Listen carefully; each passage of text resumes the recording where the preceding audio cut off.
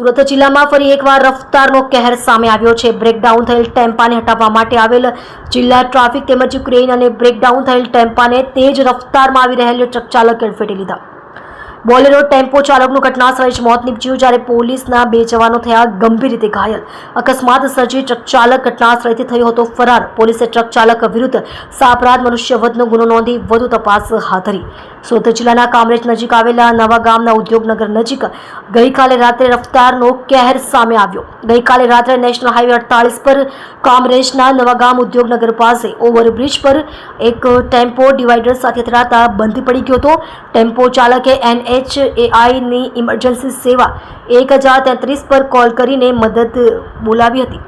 NHAIની patrolling ટીમે ઘટનાસ્થળે પહોંચી ટ્રાફિક ક્લિયર કરવા અને ટેમ્પોને સાઇડ પર હટાવવા માટે જિલ્લા ટ્રાફિક પોલીસની મદદ લીધી હતી અને ક્રેન બોલાવવામાં આવી હતી। ટેમ્પો સાઇડ પર કરી ટેમ્પોને બ્રિજ પરથી નીચે હટાવવાની તજવીજ ચાલી રહી હતી।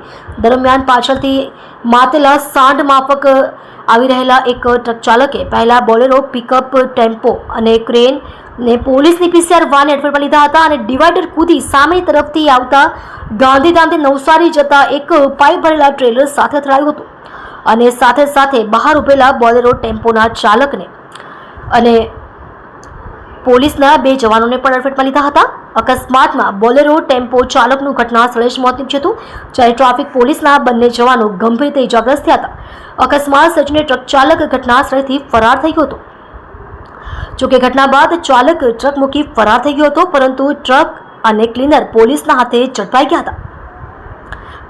પોલીસે ક્લીનરની પૂછપરછ કરતા ટ્રક ચાલક રાજસ્થાનના અલવાર જિલ્લાના કરમલા ગામનો હોવાનું જાણવા મળ્યું હતું। પોલીસે સમગ્ર ઘટનાની તપાસ બાદ ક્લીનર અને હાજર NHAIના માણસોની જુબાની લઈ ટ્રક ચાલક વિરુદ્ધ IPC 304 અને BNSની કલમ 105 મુજબ સાપરાધ માનવવધનો ગુનો નોંધી ટ્રક ચાલકને પકડવા માટે તજવીજ શરૂ કરી હતી।